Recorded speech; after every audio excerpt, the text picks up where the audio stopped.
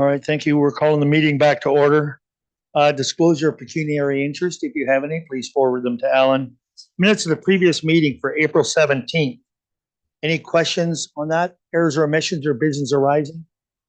Seeing none, we need a motion for our minutes. Councilor Daigle, Councilor Irwin, all in favor? Carried. Thank you. Public meeting, our first item is 5.1. Public meeting, consider McClellan Drain.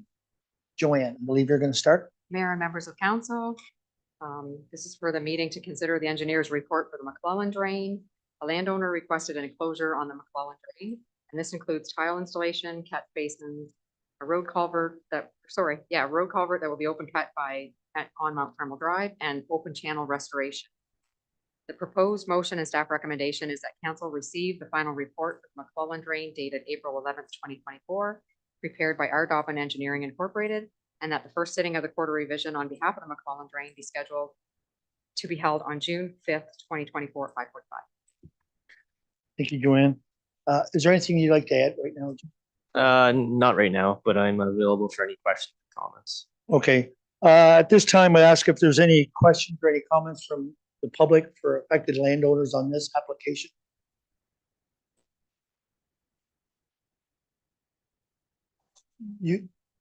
Sorry, if you have on this application, if you come up here to the podium. Oh, you're waiting for the next application? Okay. This is the McClellan Drain. All right, no problem. No other comments from the public? All right. Would anyone like to have their name removed from this or added to this drain? Seeing none. Questions from council? No questions on this from council? We have a recommendation in front of us. Moved by Councilor Keogh, seconded by Councilor Nerda. All in favor? That's carried. Thank you. All right, our next item is 5.2, meeting to consider McKinnon Drain Extension Van Art. And Joanne, if you're... Josh is going to go first. Okay, go ahead. All right, through the chair and to members of council, I'm Josh Warner of Ardovin Engineering. I prepared the McKinnon Drain Extension Van Art Drain number 1 and Van Art Drain number 1 branch report. It was prepared under Section 4 of the Drainage Act. The report proposes the extension of the McKinnon Drain by 1,112 meters in order to provide a sufficient outlet to petitioning properties, which are the north portion of the property with roll number 30-047 and the southwest corner of the property with roll number 30-046. The report also proposes the installation of 2 tile drains on the south portion of the property with roll number 30-047. These 2 drains extend to the south side of Bornish Drive as a result of a petition from the Road Authority. In total, there are approximately 2,859 meters of tile drain proposed under this report. The total estimated cost for this project is $512,909. At this time, I think Joanne will outline the details of some potential revisions to the report, but we feel it is beneficial now to present the report as a whole to address any comments or concerns. Mayor and members of council, the meeting to consider the engineer's report for the McKinnon Drain Extension, the Van Art Drain number 1 and the Van Art Drain number 1 branch. On April 25th, a landowner notified Josh from Ardovin Engineering that he feels he does not want his tile and catch basin as originally requested. The drainage area is small, and the landowner was advised to contact the drainage superintendent and complete a notice of withdrawal petition at this meeting, the meeting to consider the engineer's report. Notices have been previously mailed to all the landowners. Therefore, it is staff's recommendation. Staff is recommending that the report go back to the engineer for modifications. So the proposed motion and staff recommendation is that the council receives the notice of withdrawal petition at the meeting to consider the engineer's report, and that council refer back the report for the McKinnon Drain Extension, the Van Art Drain number 1 and Van Art Drain number 1 branch, 2024, dated April 11th, 2024, as prepared by Ardovin Engineering Incorporated. So back to the engineer. Okay. Thank you, Joanne. All right, at this time, we still have to ask questions from affected landowners if they have any at this time on this drain. No questions or comments from affected landowners? Anyone inquiring in attendance to add or remove their name from this petition? Seeing nothing. Questions from council on this? You've heard the recommendation, I believe, and that was to withdraw this and to send it back to engineer. Moved by Deputy Mayor Hodges, seconded by Councillor Keough. All in favor? Carried. Thank you. Gosh. Our next item is department report, 6.1, report from our drainage superintendent, Joanne Sadler. And that is section 4, the petition for drainage work in Van Duren. Mayor and members of council, staff received a petition for drainage works by owners under section 4 of the Drainage Act. This will be a new municipal drain, and the landowner is requesting to straighten out the open ditch and with a water course to reduce erosion. And the landowner has a working relationship with Dietrich Engineering Limited. So the proposed motion and staff recommendation is that council receive the petition for drainage works by owners under section 4 of the Drainage Act, and that council appoints Dietrich Engineering Limited as engineer to the project. Thank you, Joanne. Any questions on this? No questions on this report either.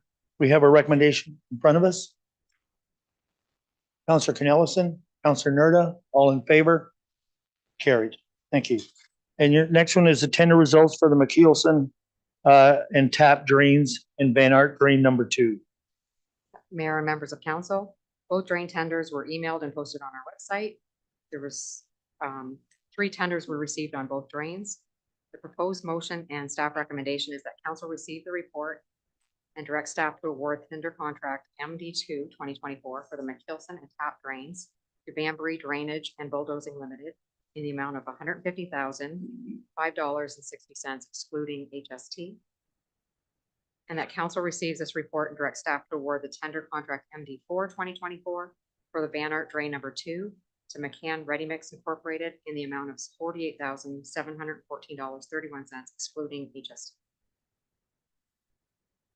Questions from council? No questions from council? Once again, you have a recommended motion in front of you.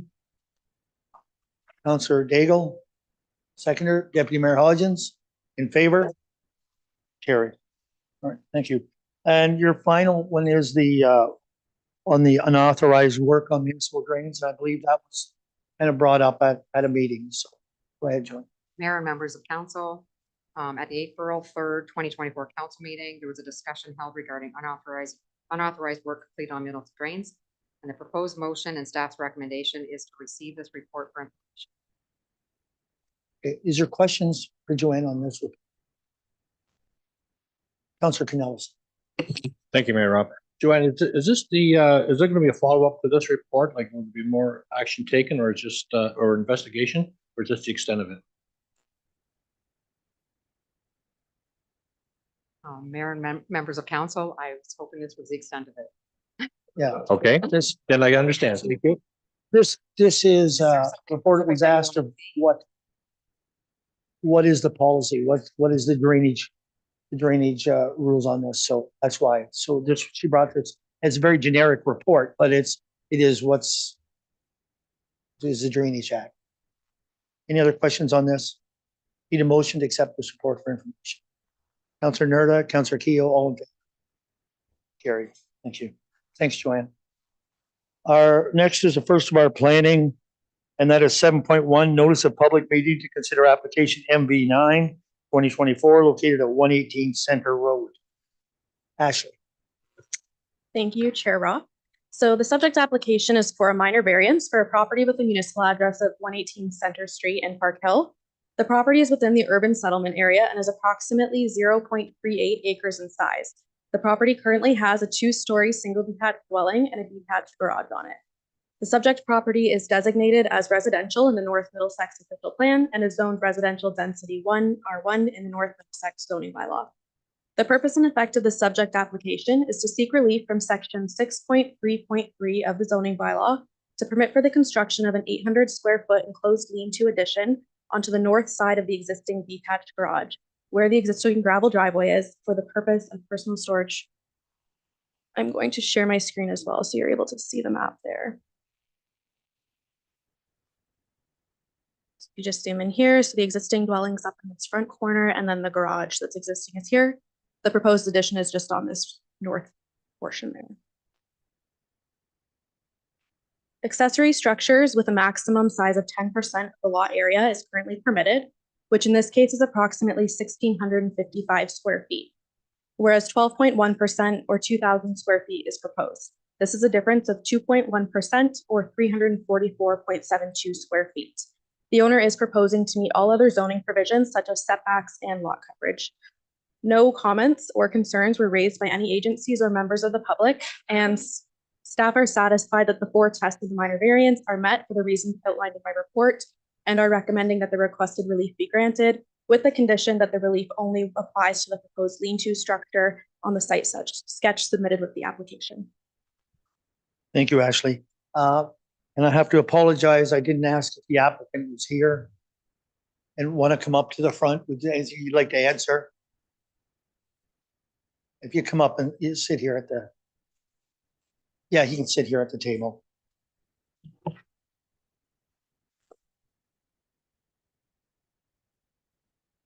Anything you'd like to add at this time? Did it all right for me? Okay. All right. There's no written submission. And this time, is there any members of public speak on this? Seeing none. Council, the committee, any questions? No questions on this? You have a recommendation in front of us. Councilor Nerda moves it, seconded by Councilor Irwin. In favor? Carry. Thank you. Was that easy? Thank you for. Our next is notice of public meeting to consider application B6 2024 and B7 2024 at 11734 Petty Street. And is the applicant here I believe he's attending on Zoom. coming in on Zoom? And do we have that? Do we have the applicant with us?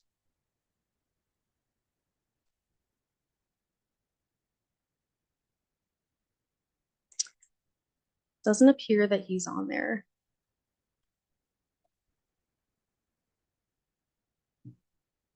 We can proceed. If Okay, you'd like. go ahead. Go ahead, Ash.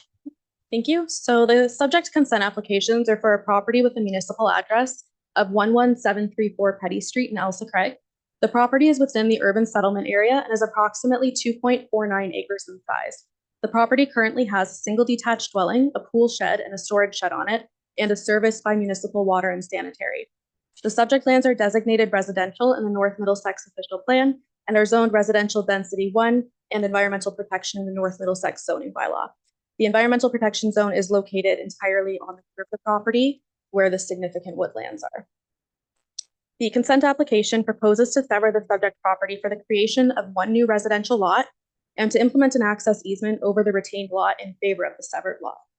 The committee may recall the original proposal coming before them on April 3rd to sever a flag-shaped lot. This decision was deferred as a result of the owners contacting staff to request an adjustment to the configuration that would evenly bisect the property. As this revised proposal differed from what was circulated on the original public meeting notice, the applications were deferred and a recirculation was required to the agencies and neighboring landowners. The revised proposal indicates that the property would be evenly bisected to sever and retain a lot with approximately 85.5 feet of frontage for both the severed and retained, and an area of approximately 1.25 acres, again, for both the severed and retained. The proposed access easement remains the same as what was brought before council on April 3rd and would provide legal access to the proposed severed lot from the existing driveway on the south side of the retained lot. Staff note that provincial, county, and local policies state that settlement areas shall be the focus for growth and development, and urban areas are expected to accommodate a significant portion of this projected growth. Provincial policy states that planning authorities shall accommodate a significant supply and range of housing options through intensification and redevelopment in settlement areas, and that municipal services are the preferred form of servicing. It is staff's opinion that this proposal is considered infilling of the urban settlement area. The property has frontage onto Petty Street and is maintained on a year-round basis and is in an area serviced by both municipal water and sanitary. It also proposes to meet all zoning requirements. The staff are therefore satisfied that the requirements of the policy are met. No concerns were noted by Asaba Bayfield Conservation Authority or Hydro One. The county engineer, the chief building official, and the director of infrastructure and operations have provided relatively standard comments that have been included as recommended conditions of approval, as outlined in my report. Additionally, neighboring landowners Brian and Sherry Cook at 11744 Petty Street submitted a letter of opposition outlining concerns relating to potential reduction of privacy and aesthetic appeal, as well as a reduction of property value. No additional comments were submitted to staff prior to the submission of this report. Staff note that there are currently 2 driveways on the subject property and only one on the south side is permitted. As such, staff have recommended the inclusion of a condition that the unpermitted driveway is removed and that the permitted driveway is confirmed to be in the correct location. If it is not, it'll have to be relocated at the expense of the owners. Additionally, the site sketch submitted shows a well, and staff are recommending that this be decommissioned if it has not been already, and proof of such provided to the municipality. Finally, the owner has advised that the accessory structure dissecting the proposed property line has been demolished. However, staff have included a condition that this be confirmed to the satisfaction of the municipality. The accessory structure on the severed parcel must also be demolished, as it would no longer have an associated main use with it. Staff are recommending that the committee grant the consent application subject to the recommended conditions outlined in my report. The conditions are relatively standard and include, but are not limited to, a development agreement being entered into, cash in lieu of parkland, proof of registration of an access easement, and confirmation that any existing services are solely located on the property to which they serve it. Thank you, Ashley. And I see we have the applicant with us. Is there anything you'd like to add at this time? Yes. No, that's pretty much sums it up, so. Okay. Okay, we have no written submission, so at this time I'd ask if there's anyone in the public that would want to speak on this issue. Seeing no one, questions from the committee? Any questions on this? If you remember, this was brought to us before with a different configuration. Councillor Canellison. Thank you, Mayor Rob. I do have one question. That's condition number 10, that the existing well is decommissioned. Is there a reason for that well needs to be decommissioned? Essentially, it's because it's the property is located in the urban settlement area and connected to municipal water, so you shouldn't have a connection to municipal water as well as a well on your property. It's just a standard condition. And then for consent, the municipal services are the preferred form of servicing in the county of Michigan as well. Could they not use the well for watering their lawn or washing their cars? May I let the director speak to that?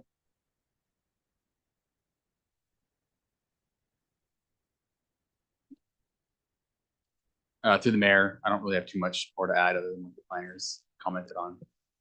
Okay, so I'm still struggling to understand why the well has to be decommissioned, why they can't use it for use other than for the residents.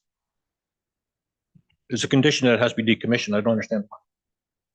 I would say it's a standard condition that you tend to see in urban settlement areas, not just this particular municipality, but in others as well. My understanding is that it is just a standard condition that if you're in the settlement boundary, there's usually a bylaw that says you have to connect to municipal services. I understand the connecting to municipal service. I understand that. I'm not arguing that. I'm arguing the decommission of an existing well that could be utilized to conserve the water that we're buying from the city of London. That's what I'm arguing. Why couldn't they use that for watering their yards, their gardens, washing their cars, et cetera, et cetera? That's my question.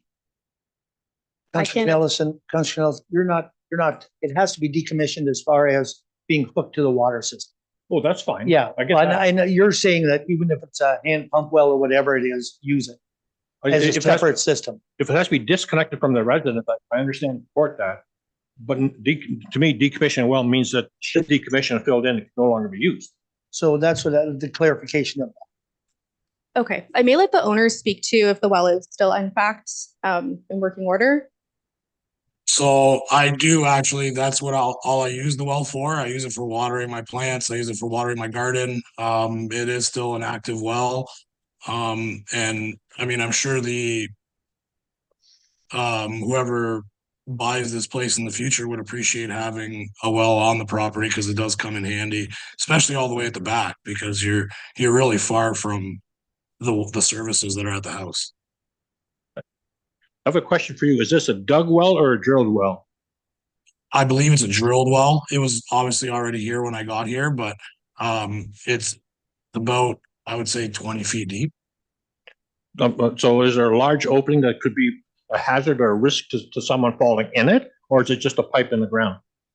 No, there definitely is a fall hazard. I have it Okay. covered right now with steel plate.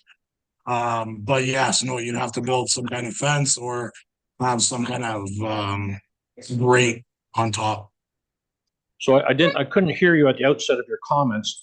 I apologize. I got my kids. Guys, Okay, are you wanting to keep, where is he? sorry about that. I would like Are- to keep it, yes. Are you wanting to keep the well, or are you okay with decommissioning it? I would like to keep the well. Okay, thank you. I would suggest if that's the direction of the committee, then we can certainly remove that condition. Well, I would make a motion that we remove that condition. I don't know if anyone will support me, but that's my motion.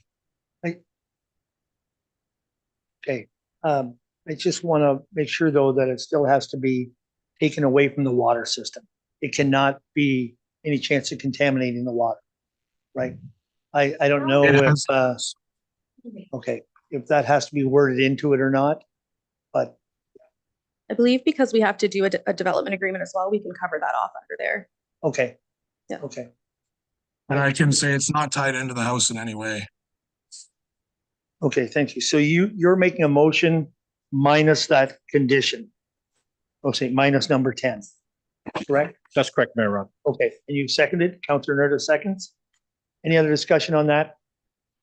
In favor? Okay, thank you. Thank you. Our next one is a notice of public meeting to consider application B8 2024 located at 26215 Coldstream Road. Great, thank you. So the subject consent application is for a property with a municipal address of 26215 Coldstream Road. The property is located in an agricultural area and is approximately 11.81 acres in size.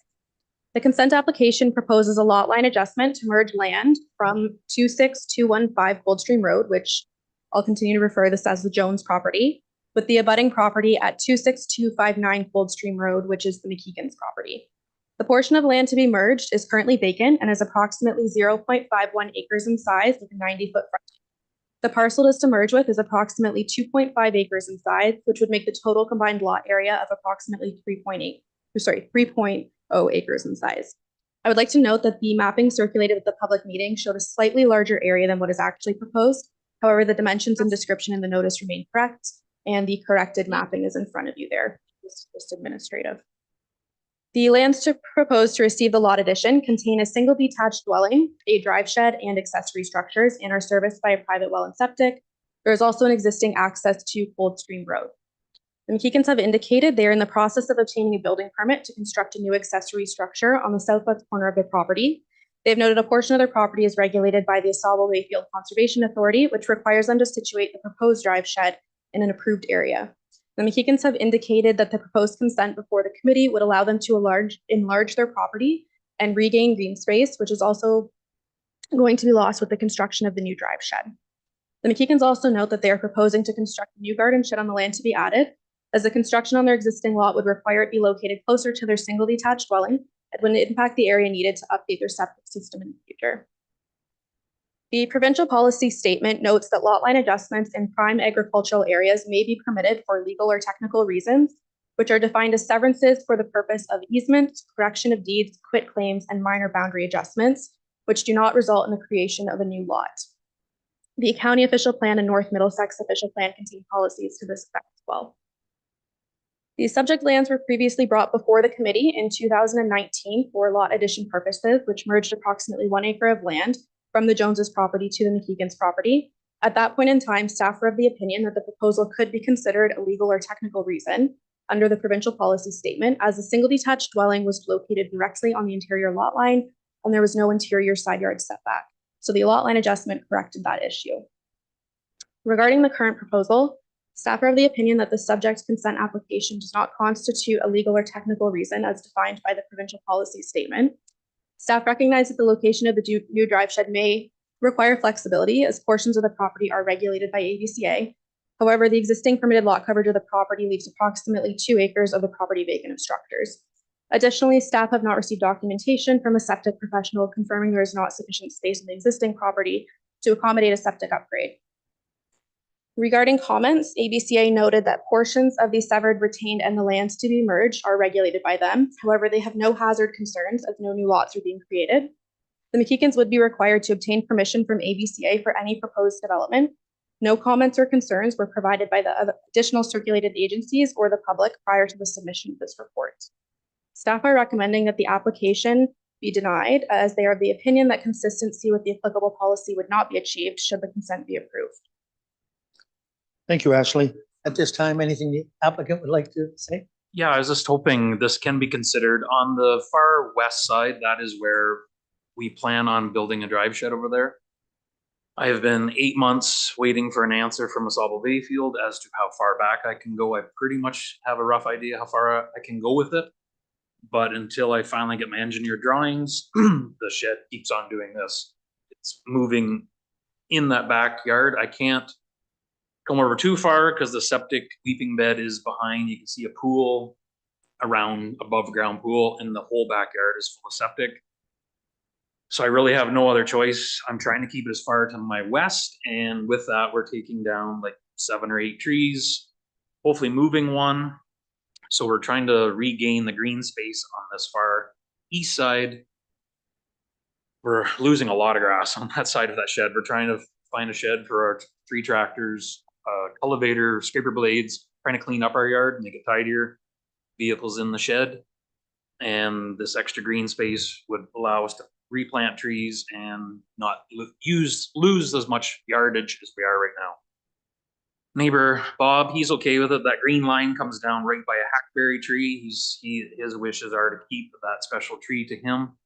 And below in the bush area, he does have some walnut trees that he wishes to keep on his property too. That's why I didn't go all the way to the back or request that. It does nothing to me. I don't need it, and he would rather have it than me own it, I guess. So that was the agreement we had, just to square it up like that. And basically that green spot will take over for the shed I'm hoping to build in the next, hopefully this summer. That's it. Okay, thank you. We have no written submissions. Is there any comments from the public on this application? Seeing none. Just before I go to the committee, I would say that I have no problem with the planner's recommendation on this. I understand it from the planning standpoint. But if we were creating a new lot, I would not consider this at all, but we're not creating, just changing the line. I would support the application based on that, since it has no adverse effect on any other neighbors and it only involves the 2 people. But I'll turn this over to committee now for comments. Councilor Daigle. I would agree with you, your comments, Mayor. It's 2 neighbors that have agreed. It's might be prime agricultural land, but it's not in agriculture. It's in grass. All we're doing is making him cut the grass instead of the neighbor. Correct. Other comments on this? Councilor Nerda? Thank you, Mr. Mayor. Ashley, I just have a question for my own education. What does the provincial policy state would be a minor boundary adjustment if a half an acre is not considered? I don't know if you can answer that. So generally speaking, it relies on if there is sufficient justification. So for the first one, the property was located directly on the property lot line, so you could provide justification as to why a minor boundary adjustment was needed. So that tends to be instances where it's applied. For instance, like if a shed were built too closely or that sort of thing to the property line. So it is a very, I will say, vague definition. However, strictly from a policy perspective, we just didn't feel that we had a way to support the application. And my evaluation is strictly on policy. Thank you. Any other questions? Councilor Irwin? Given that this application is for business agricultural purposes, I would support it. Okay. Any other comments? Questions? Deputy Mayor Hodgins? Thank you, Mayor. Just, will this be written in? I know it's gonna go that way. And it never will be a lot. Will that be written into it? Never become a lot in the future? It was when I did the other one before this, it was wrote right in it that I could never do it. Okay. One of the things that is unfortunate, and I agree with all the other comments of fellow counselors. I would have really preferred if that green line went all the way back to the yellow line and you took in the, it just makes it nice, clean and cut and everything close. I assume maybe in the, anything can happen in the future. If there was a time that that could be extended back to the yellow line, say in 10 years, would that be acceptable? Like just make it even bigger yet? We don't know what's in the future, but just to make it a more square lot. That would entirely depend on the provincial policy statement in effect at that point in time. So it's hard to predict, but certainly something we could discuss if that comes up in the future. Okay. We have a recommendation in front of you. What is your wish? Councilor Daigle. I would like to amend the recommendation to grant the request. Okay, so seconded by Councilor Irwin. So do we have another policy, motion wrote down to affect that? Go ahead, Ashley. Yes, so I did prepare one for if the consent were to be granted, as well as some conditions outlined. They're relatively standard conditions for a lot line adjustment, including zoning compliance. I know a minor variance was previously applied for with the 2019 lot line adjustment, so I'll have to look into that and see exactly what it covered in the wording of that to determine whether another one's required. However, I can pass around a copy for everyone the recommended conditions.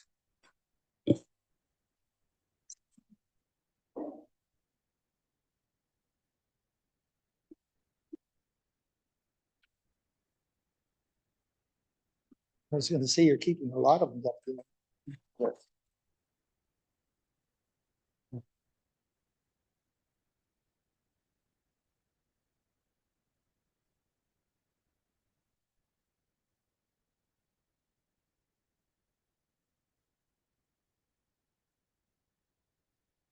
Okay, Is there any certain conditions you like? go ahead. There's nothing in particular that jumps out. Primarily lot line adjustments are legal or technical, and they are to do with like the legal registration. So one of the conditions we have included is that confirmation that the portion to be merged is in the exact legal name and it's to be merged with the McKeegan's property there, and zoning compliance. But other than that, it's the standard certificate of consent, fees paid and all of that sort of thing. Okay, thank you. Are you moving this recommendation? Moved by Councilor Daigle, and I believe it was seconded by Councilor Irwin. Okay, Thank you, Mayor. I'd like to ask the applicant if he's had an opportunity to read these conditions and he's agreeable to them. I'm in agreement with them. Okay, I'm pretty sure it's the same as the last time. all right. Yep. Thank you. To confirm, I did model them off of the 2019 conditions. So okay, yes. okay. Any other comment on it? All in favor? Carried. Thank you very much. Our next 7.4, notice of public meeting to consider application B9 2024, located at 2026 Bornish Drive. And the applicant, oh, Paul, you're coming up? How are you, sir?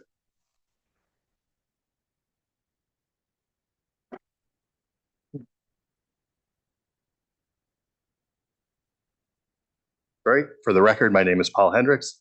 I'm here as agent for the applicant, John Webster, who is not able to attend. He's away in September. Thank you. Okay, Ashley, go ahead. Thank you. So the subject consent application is for a property with a municipal address of 2026 Bornish Drive that is approximately 50 acres in size and located in an agricultural area. The property currently has an existing single detached dwelling and 2 accessory structures on it, and is serviced by a private well and private septic system. The subject lands are designated agricultural and contain hazard lands in the North Middlesex official plan, and they are zoned general agricultural A1 in the North Middlesex zoning bylaw. The applicant is Bornish Farms Inc., and they have entered into a purchase agreement with the current owner, John Webster, to purchase the farmland portion of the property. The applicant supplied supplementary information confirmed by staff that they own 7 farm holdings with a total of approximately 648 acres of land, as well as an existing single detached dwelling, demonstrating that this particular residence in question is surplus to the needs of their farming operation. The severed parcel would have a frontage of approximately 144 feet along Bornish Drive and be approximately 1.78 acres in size. And that is highlighted in green. The existing dwelling and existing accessory structures will remain on the property, and there is an existing access to Bornish Drive. The retained parcel would have a frontage of approximately 679 feet along Bornish Drive and be approximately 48.21 acres in size. The property would continue to be used for agricultural crop production, and it contains a wind turbine on the rear of the property. Just up here. A new access will need to be established or existing access confirmed for the retained parcel. And there is an existing easement that runs along the rear of these parcels up to access the wind turbine. Staff note that provincial, county, and local policies state that lot creation in agricultural areas to dispose of a dwelling surplus to a farm operation as a result of farm consolidation is permitted, provided the lots kept to the minimum size needed to accommodate the use of the dwelling, the appropriate sewage and water service. Staff are satisfied that the criteria is or will be met with the recommended conditions. No concerns were noted by Asabo Bayfield, the county engineer, or Hydro One. The North Middlesex chief building official and director of operations have provided relatively standard recommended conditions as outlined in my report, and no public comments were submitted prior to the submission of my report. So we are recommending that the committee grant the consent application subject to the recommended conditions. The conditions are relatively standard and include but are not limited to completing a zoning bylaw amendment, removal of the silo and foundation back here that are in not great shape, proof of the wind turbine access easement, and confirmation that any existing services are located wholly on the parcel to which they will serve it. Thank you, Ashley. Mr. Hendrick, anything you'd like to add at this time? Thank you, Mr. Mayor. I would like to raise a concern and propose an amendment to one of the conditions proposed by my friend. And I have given her notice that I was going to be requesting that. So obviously she'll have an opportunity to respond once I've laid out my position. And the concern I have is with condition number 5. And that is the condition that the zoner obtain zoning compliance to appropriately rezone the retained severed lands. And just to be clear, I have no concern or qualm with that happening. The reason that I'm raising the concern, and council may have heard this in the news recently, there was recently when the new budget was proposed, the law about the application of capital gains has been amended so that there are significantly higher capital gains that are going to have to be paid by the owner of the property if we're not able to register this transfer by June 25th. And I am confident that I can satisfy all of the conditions here, save and except for 5, the way it's worded now, within that time. But it is simply not possible for me to file a zoning application and have it heard by council before that date, in part because I cannot file the zoning application until the reference plan has been registered. And so that just adds additional time. We used to be able to submit both applications at once. So I corresponded with the planner, and I just want to address how what I'm proposing is affected by the provincial policy plan, the Middlesex plan, and the North Middlesex plan. And then I'd like to provide council with my proposed amendment to condition 5. So I'll start with the provincial policy plan. And specifically, I just want to direct council's attention to section 2.3.4.1, subsection C, subsection 2, which says that, so C says a residence surplus to a farming operation as a result of farm consolidation, which is a permitted lot creation under the official plan. Section 2 says the planning authority ensures that new residential dwellings are prohibited on any remnant parcel of farmland created by the severance. The approach used to ensure that no new residential dwellings are permitted on the remnant parcel may be recommended by the province or based on municipal approaches which achieve the same objective. So I just wanted to flag that to set out that we completely understand and agree with the requirements requirement that there be no residences built on the severed parcel being the farmland, but that there are different ways to achieve that. And you'll see when I get to what I'm proposing the word changing to be, how I wish to address that.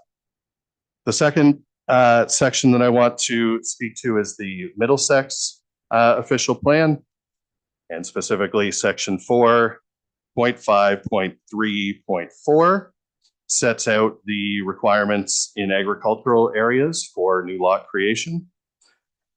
And subsection A is a section that sets out the requirement under a surplus farm dwelling that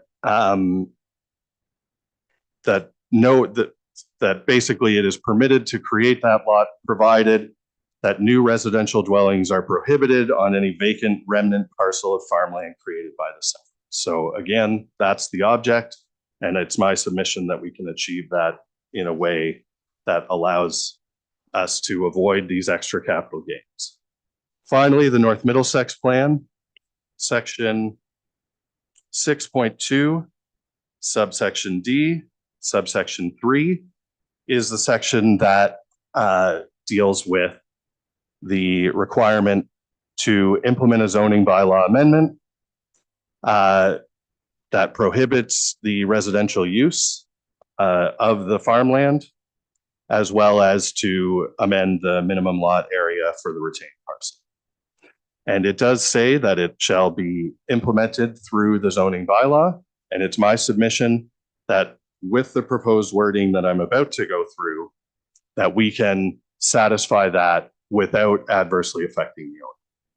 And the last section that I want to raise with respect to the North Middlesex official plan is section 3.3.3 sub C. That section is titled Agriculture and Rural Resource Objectives. And C says to promote the viability of farm operations, ensuring their continued economic strength wherever possible. And it's simply my submission that doing what we can to allow this transaction to close before the capital gains rules change is in keeping with that object to ensure that farmers maintain their economic strength. So with that, the language that I would like to propose, I don't propose to remove what is already the condition of section 5, which states that the owner obtains zoning compliance to appropriately rezone the retained and severed lands to the satisfaction of the municipality of North Middlesex. I would simply propose that we add the following language to that condition, which is that this condition will be considered satisfied when 1, the owner and the purchaser sign and cause to be registered in the land registry office an agreement with the municipality that no dwelling can be erected on the retained parcel. And 2, that the zoning application is filed with the municipality.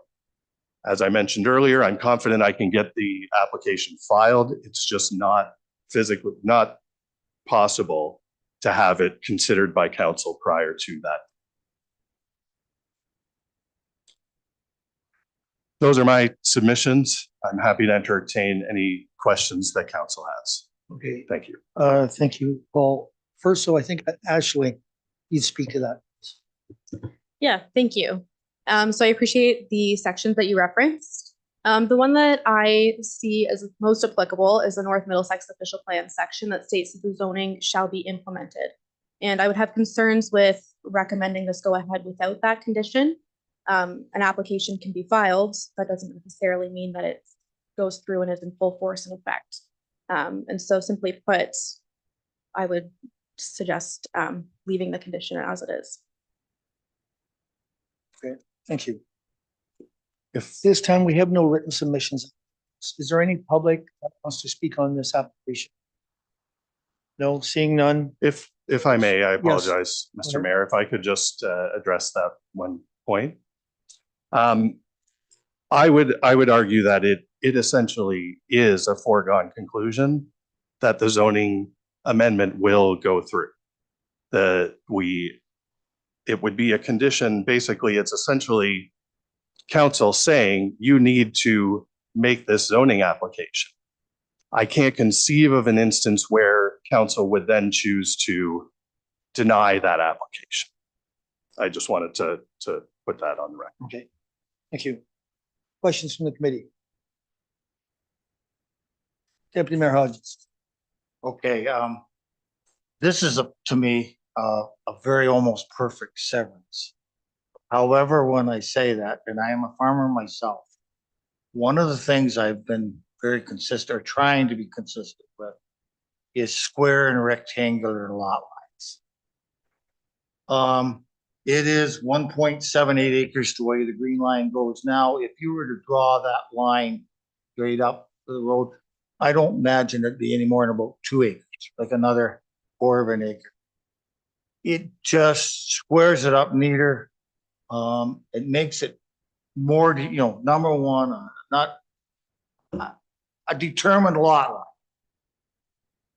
line. At this point in time, like I said, it's severed, but unless that was straightened up, I will be opposing the severance. Now, it's up to the other councils, they still could go through. That I am just adamant in straight lines and make it a nice square lot. So I'm just. Okay, Ashley. Thank you, Deputy Mayor Hodgins. So I anticipated that might be a comment coming forward. So the lot reconfiguration is certainly something that we could cover under a condition. So I have prepared, or had the county mapping department prepare a second map here that shows the squared off lot. So perhaps we could include a condition that the survey be revised to approximately 68 meters fronted and 137 meters deep, which is what's proposed. And that would bring the approximate lot area up to approximately 2.29 acres. And that preliminary survey be updated and provided to the satisfaction of myself prior to being deposited at the land registry office. Thank you. Go ahead. Thank you, actually. No, I just think, I'm assuming, and number one, I guess I know it's land that comes around in front of that. I don't think that's ever gonna change. It's just still the lot line's gonna, the farmer is still gonna work that land. And I guess if it's sold, then the person has a choice of cutting more grass, but I'm assuming you could say, so it just makes it a nice square lot. It just makes it a perfect step. Thank you. Okay, thank you. Thank you. If I Go may ahead. address the deputy mayor's comments. Mr. Deputy Mayor, I completely agree that in fact was what we had hoped to do in the first place, and some of the time it took to get this before council was coming up with a configuration that was acceptable to the plan. The purchaser, or one of the principals of the purchaser, is here today, and I discussed that with him and had discussed it months ago with the owner, and I can advise that everybody is fine with that line moving so that it squares it off. And I do understand it, because planning is always saying you take the minimum amount of farmland out that you possibly can. And so that's always the dilemma, and always the issue. Other questions, comments from the committee? Councilor Keel. Thank you, Mayor Rob. With this proposed amendment to square the property up, is that going to affect your timeline for this? No, it would not affect it at all. I have the surveyor lined up to start surveying almost immediately. And I didn't want him to start until the council meeting took place, because I thought that might happen. Probably do it tonight. Well, I would certainly, as soon as I get the notice of decision, I'll be forwarding it to them and talking about the boundaries. Yes. Okay, Ashley, you don't see any problems on your end of it as well? No, I'd just like to add, there's not a particular section in either the North Middlesex or Middlesex County official plan that states that they have to be one way or the other. It's simply to just reduce the amount of lost agricultural land. At my previous life up in Wellington County, they did the opposite. They would create, the odd flag-shaped lots because the grass area delineates the property line. So it is just a matter of consistency and what this committee would like to see. Okay, thank you. Other comments, questions? I have to know, though, I have to ask council your thoughts on, there's a request on changing number 5 of the conditions. Councilor Irwin. Thank you, Warder. And I was considering that now, is there a legal covenant that would be binding, regardless of whether the zoning is approved or not prior to the June 25th date? can we assure some sort of legal covenant that's binding in lieu of the approval process? So Ashley, do you want to speak on that first? I may just add, ultimately, the decision's up to the committee. I would be cautious of the precedent that may set. However, ultimately, it is your decision to make. Okay. Other questions, comments? If, and sorry ahead. again, Mr. Mayor, if I Yep, may address absolutely. the Go ahead. question too. That is why I'm proposing that we have an agreement signed between both the purchaser of the land, the current owner of the land, and the municipality, basically setting out that requirement, and to have a notice registered on title to both, well, it would be one property because we'll be registering it before the severance, so that it is clear on title to the property, and the municipality would have a record of this agreement, that there is no permissible residence to be built while the zoning application is considered. And we could structure it in a way that allows me to remove that notice once the rezoning is approved, if council wanted, or we can leave that notice on because I don't think it prejudices either party at any point. Just, I'll make a comment to you, and that is, in the past, this has always been a standard, one of them is going through with the rezoning. That's been standard. And so my question, I guess, to staff or whoever is, we're setting a precedence doing this. And is this the new precedence? I mean, if we're doing this, and I get what you're saying from the capital gains side, I get that, but is this precedent, is it a bad precedent set, or is Carolyn? Thank you, Worship. And first and foremost, I want to say that I am sympathetic to the situation. I very much am, and I think we always try to support on the staff side things that are of such interest to the applicant. However, in this case, I really do agree with our planner that our official plan does say that a zoning bylaw must be, I forget the exact word, approved or in place prior to the severance being completed.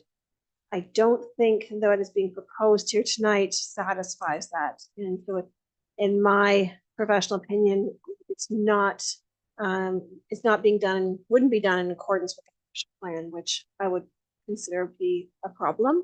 And I certainly wouldn't want that to be a precedent. Okay, do you see, is this something when we talk about the official plan that will be addressed? I mean, the reason we're talking about this is because of the new capital gains and what they've just come out and said. I get that.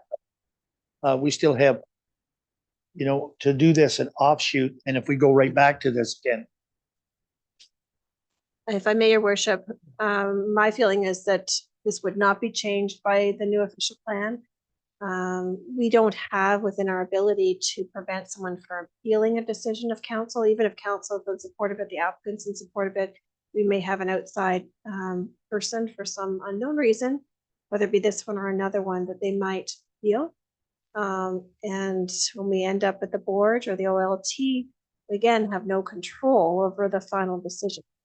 And it could be outside of the requirements of our official plan, which again wouldn't have allowed the severance to take place with that zoning and meeting. Other questions from council? Councilor Canellis. Thank you, Mayor Rowe. To the applicant, you've indicated it would be a substantial capital gains increase. How substantial would that be? Thank you, Mr. Councilor. I don't have exact numbers, but I would speculate, given the value of farmland, that it could be in the ballpark of $100,000 to $200,000. And if I may just address a statement by the CAO, I would say that the language that I'm proposing for 5 would satisfy the requirement that a zoning bylaw be implemented. It will be implemented. With respect to appealing, I would argue that there are 20 days from today's date, or tomorrow, I suppose, when the decision is issued, for anybody who opposes this application on the basis of that zoning issue. Now would be the time to appeal it, not when the zoning issue or the zoning application comes up. And so there will be an opportunity. I think I would say not possible that someone is going to object, but I can't, I obviously, I can't say that with complete confidence, but I am very confident that nobody is going to object. And if they, or appeal, and if they did, I don't see how they could succeed. The decision would be based on the requirements for the severance. Any other questions, Councillor Keo? Thank you, Mayor Rob. Could we implement this as an exemption or an exception for this, just due to the time constraint between now and when the capital gains law changes? Is a one-time? $200,000 is a lot. $100,000. Your worship, a council or committee can has within its rights to make any decision it feels is appropriate. All that staff can do is make a recommendation. I certainly am sympathetic to the situation, but as planners, we have to make recommendations in accordance with policy.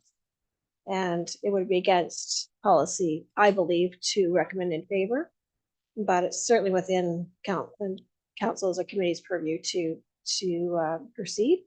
And I have to agree that the likelihood of anyone appealing or being successful in appeal is between slim and nil. I agree with you. However, again, we have to go with it. But I guess my thoughts of this is we wanted to do the right thing. But also we're not here to take a lot of money out of people's pocket. If we can still do it and not be, I don't want to go outside of our jurisdictions and everything, but I also don't want to sit here and cost somebody, 6 figures. Nor should we, I don't think. Councillor Irwin. Just to clarify for myself, your worship, and through you, there is no way we can expedite the recommendation as is to meet the June 25th deadline. There's no way we can do that. Ashley. So one of the conditions is the zoning compliance, which requires the 20-day appeal period on the consent conditions, and then it is a separate process. So unfortunately, yeah, another public meeting would be required. Planning act and zoning. All right, any other questions? What's your wish, council? We have a couple of things on the table.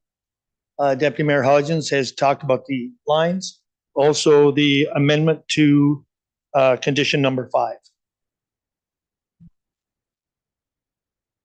Go ahead. Thank you, Councilor Thank you, Mayor Rob. I would make a motion to adopt the straight lines as recommended by Deputy Mayor Hodgins, and to make modifications to the number 5 condition as suggested by the applicant. Okay, is there a seconder for that? Councilor Keo. Discussion on it still? Ashley, is there anything you want to add? No, I think it's been covered. Okay. We're good? Okay, in favor of that? In favor? Carried. Carried. Thank you, council. And I know I read my proposed amendment into the record. I'm happy to provide the planner with the exact language that I had stated in an email. I'll send it to her tonight. Thank you. Perfect. Okay. Thank you, council. That's my only matter, if I can be excused. Thank you. Our next item is, we'll come back to order. Consider application B10 2024 located on 12096 Gale Road. The applicant would like to come forward.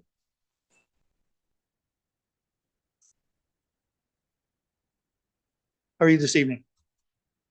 I'm doing great, Mr. Mayor. That was, just have to say, that was a pretty remarkable decision there. It was very interesting to see.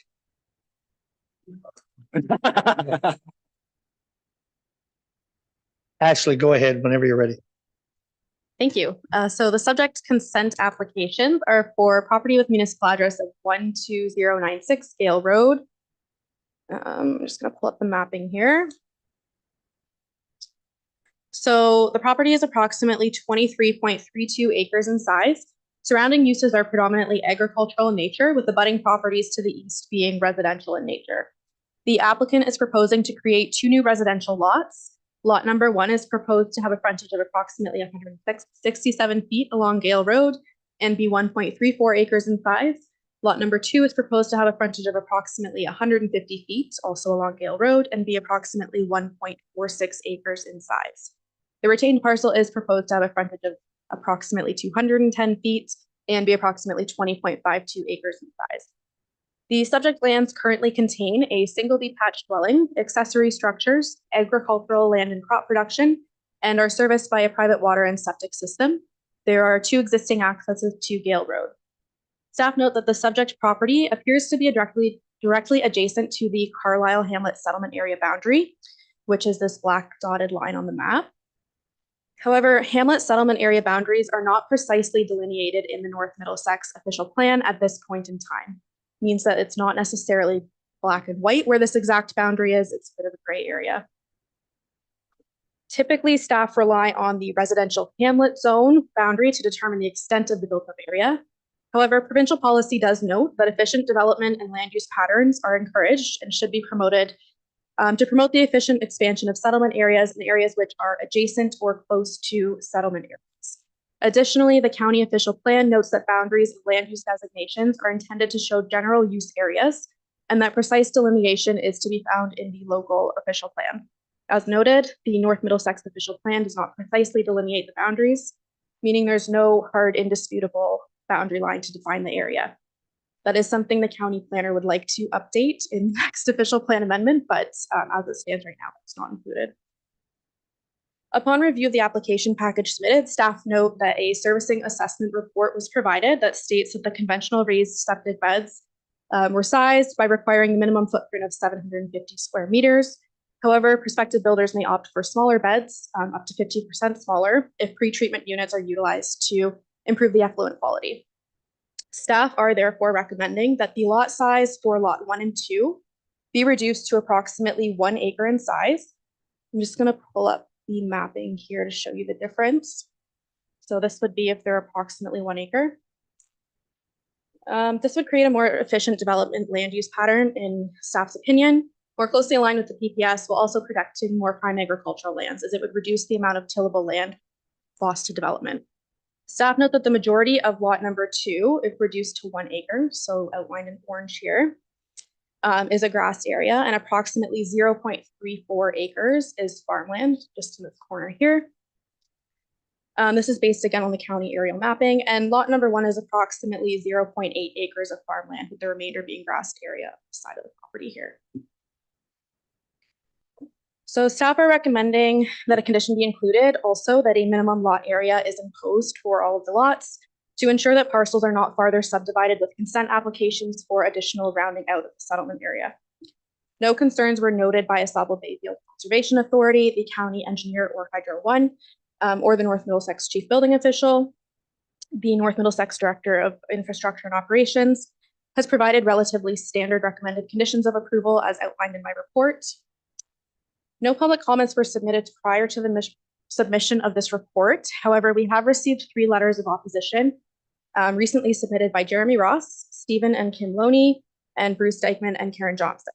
Concerns cited include the loss of farmland, viability of farming the retained parcel, an existing sufficient supply of residential lands in the Carlisle boundary, preservation of existing rural character in the community, reduction of property values, environmental impacts, potential for farther severances in the future, access for farm equipment, infrastructure strain, traffic, and speeding. Staff have taken all comments into consideration, and we are recommending that the committee grant the consent applications, subject to the recommended conditions outlined in my report. The conditions, as noted, are relatively standard, such as entering into a development agreement, providing cash in lieu of parkland, obtaining zoning bylaw amendments, and notably, staff have included that the proposed lot areas be reduced to 1 acre in size. and minimum lot areas imposed to ensure no further fragmentation.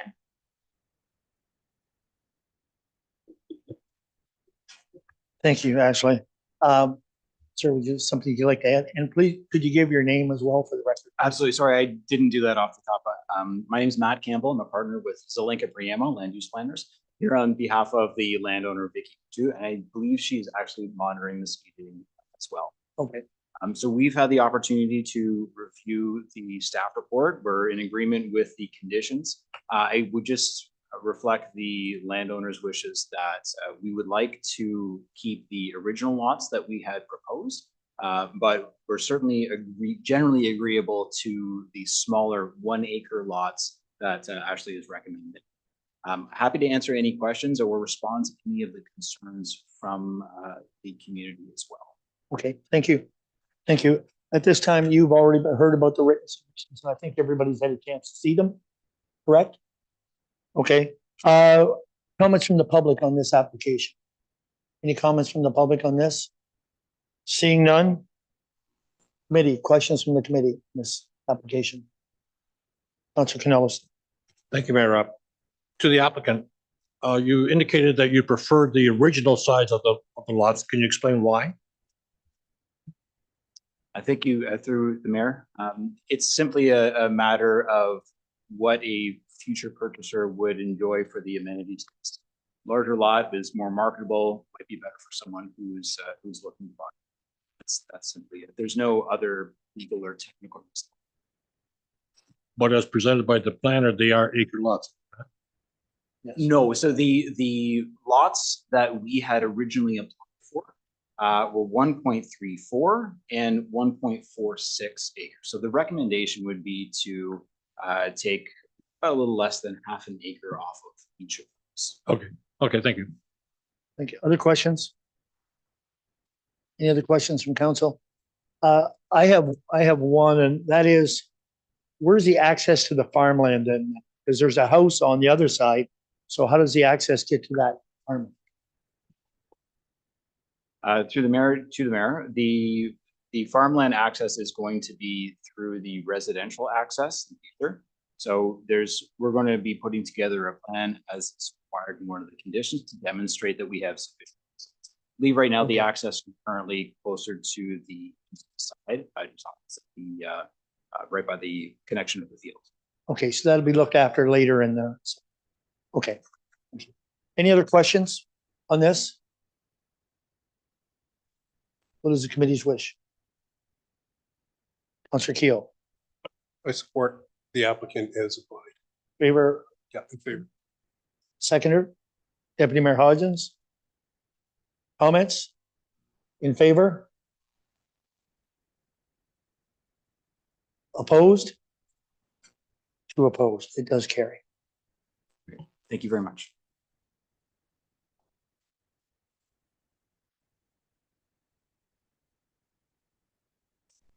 All right, our next item is a notice of public meeting to consider application B12 2024 located at 4397 Mill Crescent. And the applicant isn't here, I don't believe. Do we have the applicant? We do have on Zoom.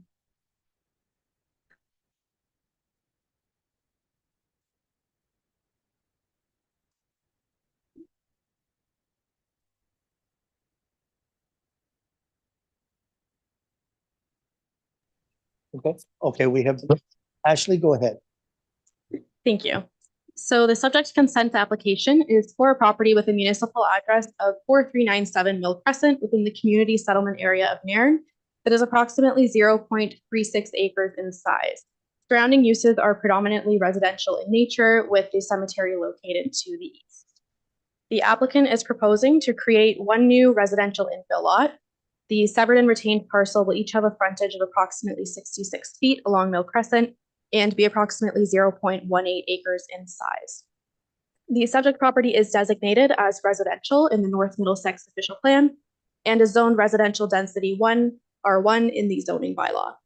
The subject property currently contains a 1-story single detached dwelling and shed, which are proposed to be demolished. There is an existing access onto Mill Crescent that may need to be relocated to access the retained parcel. and one new entrance for the severed parcel will be required. The property is currently serviced by municipal water and sanitary. Staff note that provincial, county, and local policy state that settlement areas shall be the focus for growth, and they're expected to accommodate a significant portion of this projected growth. Provincial policy states that planning authorities shall accommodate a significant supply and range of housing options through intensification and redevelopment in settlement areas, and that municipal services are the preferred form of servicing. It is staff's opinion that the proposal is considered infilling as it is located within the settlement area. The property has frontage on a public road that is maintained on a year-round basis, and it is in an area serviced by both municipal water and sanitary. It also proposes to meet all zoning requirements. Staff are satisfied that the requirements of the policies are met. No concerns were noted by the Asavo Bayfield Conservation Authority, Hydro One, or the county engineer. The North Middlesex Chief Building Official and Director of Infrastructure and Operations have provided relatively standard conditions for approval as outlined in my report. Additionally, neighboring landowners, Peter and Audrey DeJong at 4442 Mill Crescent, just located here, submitted a letter of opposition outlining concerns relating to reduction of their property value, traffic flow and congestion leading to safety concerns, and the accuracy of dimensions of the property. No additional comments were submitted to staff prior to the submission of this report. Staff note that the minimum lot area and lot frontage requirements within the R1 zone are proposed to be met. A minimum lot area for a single family dwelling is 460 square meters, whereas approximately 770 square meters is proposed. Additionally, a frontage of 49.21 feet would be permitted, whereas 66 feet is proposed. Staff note that the property's zoning provisions such as setbacks, lot coverage, and maximum building height will have to be met prior to the issuance of a building permit, and the existing accessory structure and dwelling that are proposed to be demolished will be required to be as a condition of the consent. Staff have taken all comments into consideration and evaluated against the policy direction, and we are recommending that the committee grant the consent application subject to the recommended conditions outlined in my report. The conditions are relatively standard and include entering into a development agreement, providing cash in lieu of parkland, demolition of the dwelling and the structure, and again, confirmation that any existing services are located solely on the parcel for which they will be. Thank you, Ashley. This time, applicant, would you have anything you'd like to add at this time, please? Yes, thank you and good evening. My response to the letter that was submitted with regards to the traffic flow, property value, to be honest, I don't understand the issues at hand. The properties hopefully will increase value with the building of two family dwellings, especially with the public school just down the road.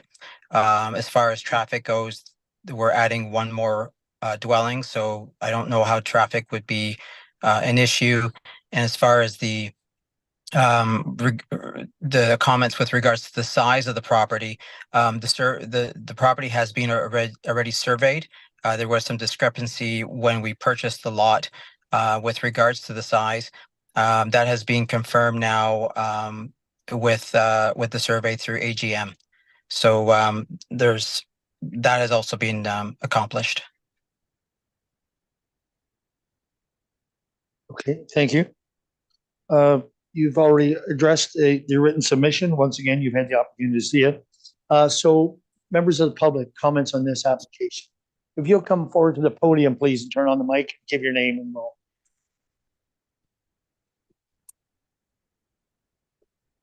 Thank you. Peter DeYoung, resident of Nairn.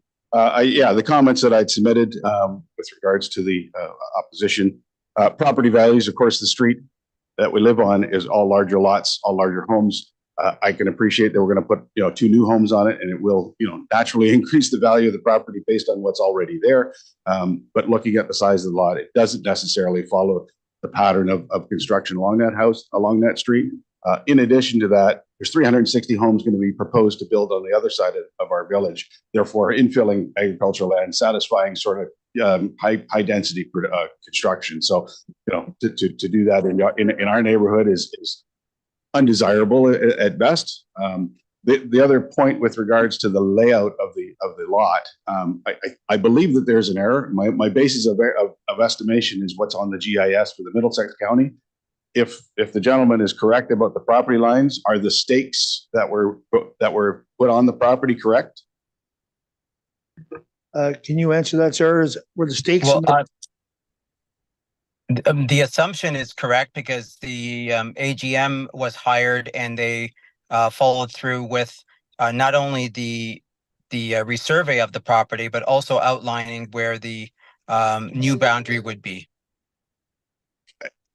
I just find a discrepancy to what's there to what is actually on the ground.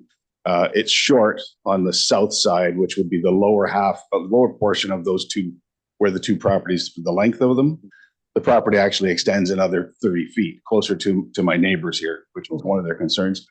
My point about the congestion is now you're introducing two driveways on a street that already has three driveways, all within 20 feet of each other. So now you're going to introduce. So I agree with you. There was already a driveway on the lot on the east side of the property. The way that this is being proposed, we're introducing two new driveways likely on the north side. So you're increasing congestion. We already have one of our gentlemen is a property manager. Lots of traffic going on there. I have a family of cars. We have lots of traffic going in and out of our lot. So they're all, as I said, they're all within 20 feet. They're immediately adjacent, across from each other and adjacent to each other. So to introduce another couple of driveways along that side of the road is a concern to me if we're looking at it at a severance. I'm proposing the property is severed in the other direction in accordance with the space that's there, and then you can have two driveways along there, and it won't cause the congestion. Okay. If I can respond to that, Yes. there has been no confirmation that there will be two driveways on the same side. We are actually contemplating putting one driveway pretty much on the same side where it is right now.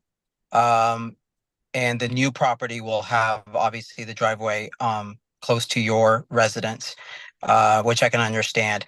So we are looking at possibly, because it's a corner lot, having a driveway. I believe it's still Millcrest, correct? Like it goes around the corner. It's all the same. But basically having it on the side where it is right now.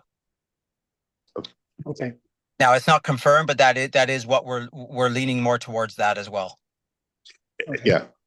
I guess my opposition overall is no driveways along that section of the road to alleviate for any congestion. It's a small community road that already gets a fair bit of traffic. So adding more along that stretch. I appreciate the comments and the concern. We don't want to disrupt anything. As a matter of fact, we want to, beautify what's already there. Obviously by tearing down what's there existing, because it's not worth salvaging. And like I said, building two nicer homes, which hopefully will fit in nicely with the community. All right. Thank you. Yeah, I'd be happy if it's being reinvestigated. That's all. I have no other position. Yeah, according to as Ash's homework is done, there's no violation against any other condition of the building code around. Okay. So. Thank you. Okay. Thank you. All right. Thank you. Any other comment on this application? Do you wish to comment on this application? Just a minute, please. I'm asking public. For me, I don't have any other comments. Thank you. Okay. Thank you. Any other comments from public? You got to come up to the mic. Sorry, because of Zoom and everything, you have to come up. Just I live directly beside it was Donna, our neighbor. She's been there since the 60s, and she has a beautiful yard and a garden, and we don't have fences right now because there's space. But I feel like if you cram two houses on the corner, it's just going to force us to have to put up a fence, and it's going to change the whole look of our hamlet. And it's, that house was there since the 60s and one of 7 on the whole block. And now it's just, I don't want those cookie cutter type homes coming in because they're already going to be building like a whole new subdivision on the other side. So I just kind of wanted to keep our area like with, history of Marin. That's okay. That's much it. All right. Thank you.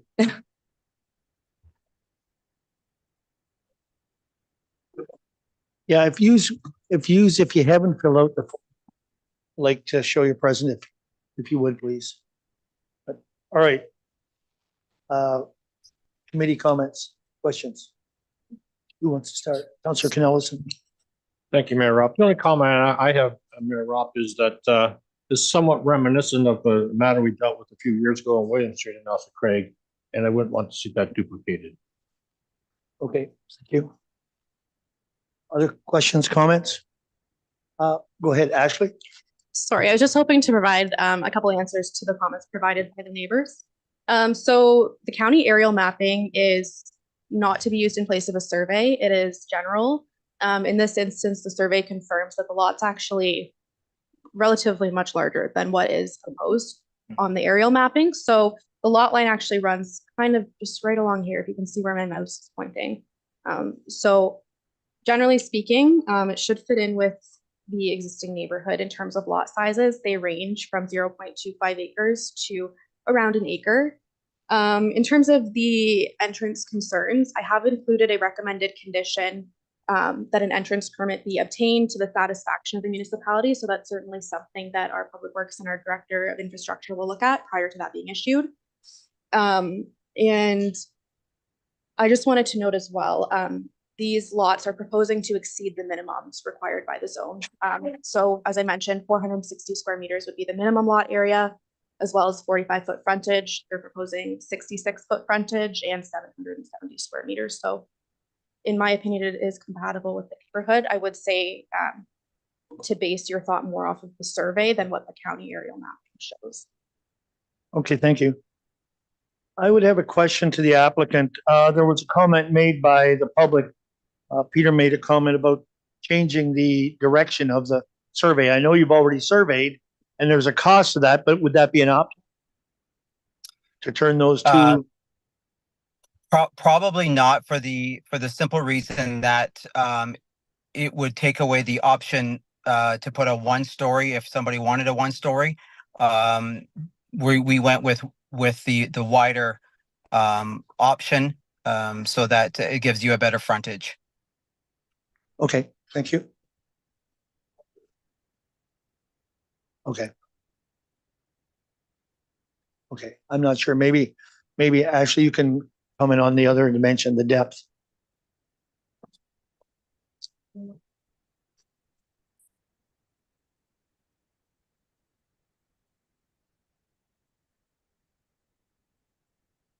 Yeah, but it'll give us the frontage that we have. We have that. In the meantime, is there any other questions, comments from committee? No other comments? Pardon me? I'm waiting to hear what the easterly lot line length is. Oh, okay. Okay, just to see if it was turned.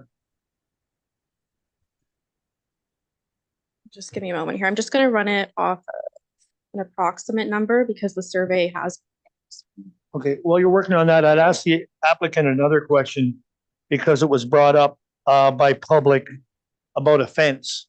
When you're building these houses, would you consider that at the expense of the new house, put up the fence? If that was wished, if you could work with the neighbors on that?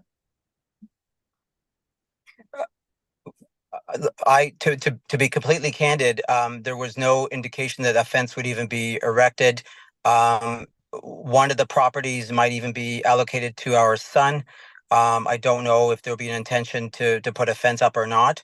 That's not our intent. I mean, we don't, and to be candid again, I don't want to speculate what somebody may or may not do in the future. Okay.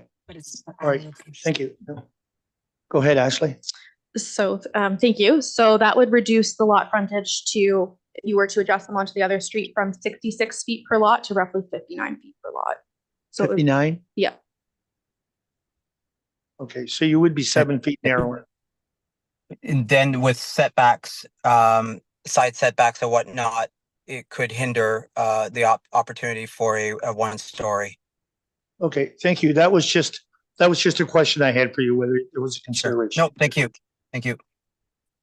Other questions, other comments from committee? I do understand what Councillor Canellison said, that we had this in Ellis Craig on Mill Street and Mill Street, sorry, William Street. And where two houses would have looked pretty good. But there's a reality here, and if we say no to this, what happens going forward? I'm just I'm just throwing that out there. So is there any other questions, comments from committee? If not, we have a decision to make. What's your wish? Make a motion to. Okay, motion in favor. Is there a seconder? Seconded by Deputy Mayor Hodges. In favor? Carried. Opposed? Two opposed. Okay, I think you're done, aren't you? Thank you, Ashley. A lot of planning files again, and thank you for all the work. Okay, we need to adjourn Committee of Adjustment and reconvene into regular meeting. Councillor Daigle, Councillor Nerda, all in favor? Carried. No delegations, passing of accounts. Thank you, Your Worship. The report in front of you outlines the municipality's expenses for the period of April 13th through the 25th, totaling $453,327.46. Seeing as I have not received any questions, I now open the floor to questions. Any questions? Councillor Canellis.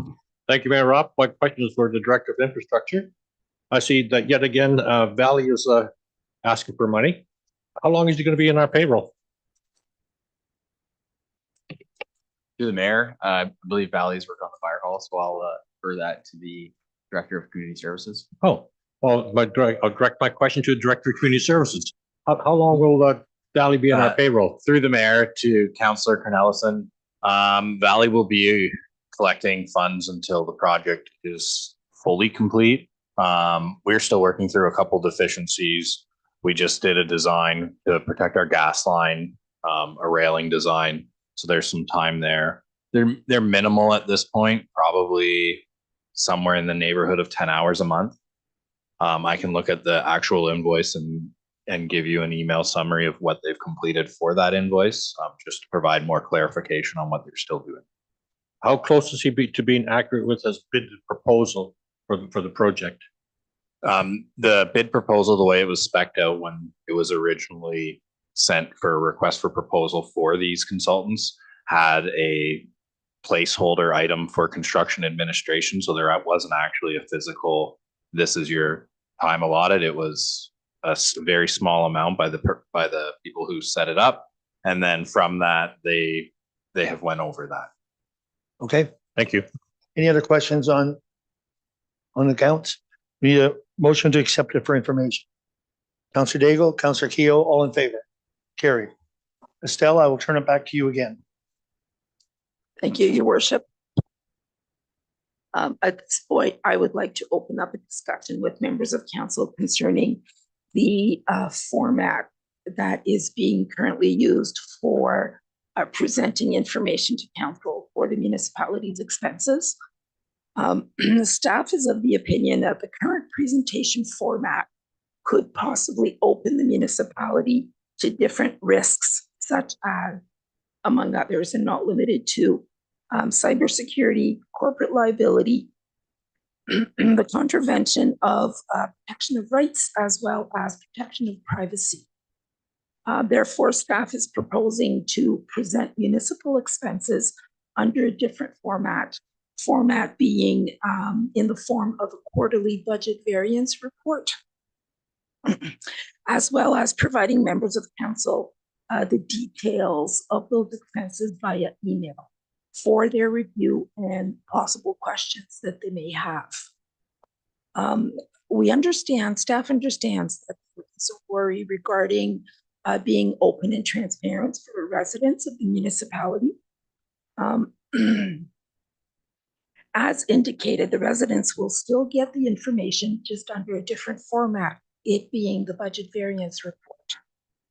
So at this point, I would just like to open the floor to any comments and or questions and look for direction from council as to how to proceed with presentation of the municipality expenses during council meetings.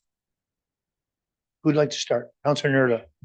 Thank you, Mr. Mayor. Still, is it not possible to use the current system, but maybe redact some identifiable names of employees or anything that would cause concern?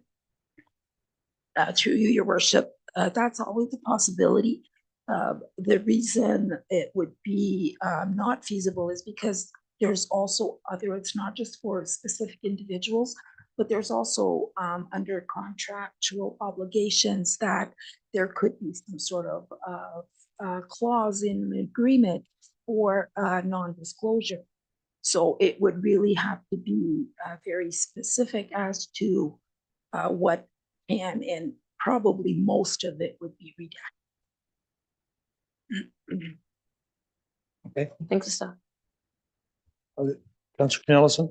Oh, sorry, Councilor Gill. Thank you, Mayor Rob.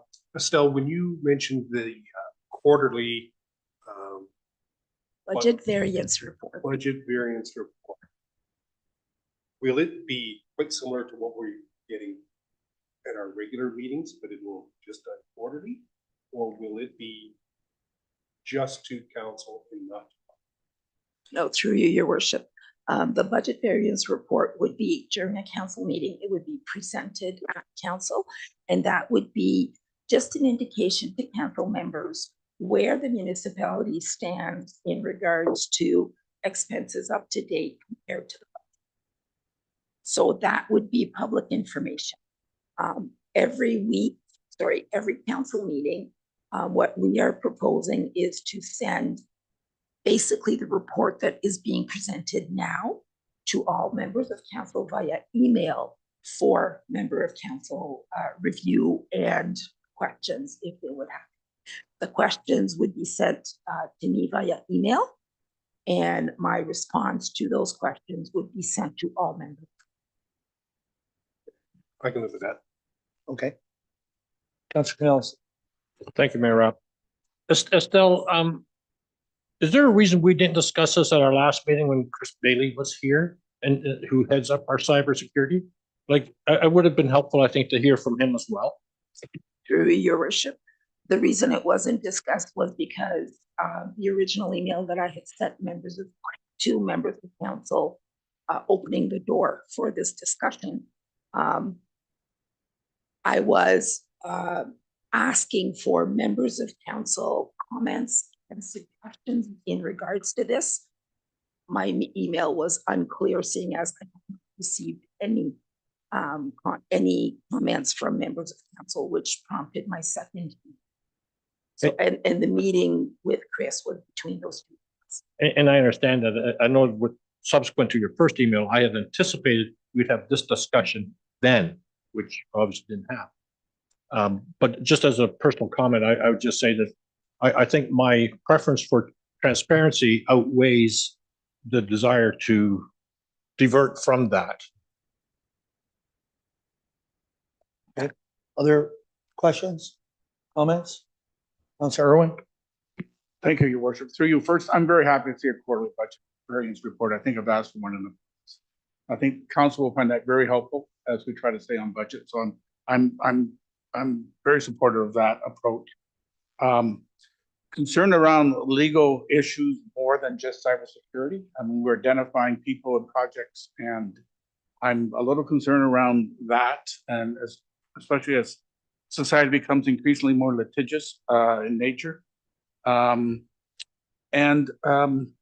was hoping, because I did ask, what is the standard procedure for other communities in terms of this type of financial reporting, so we get a sense of where we sit against comparables.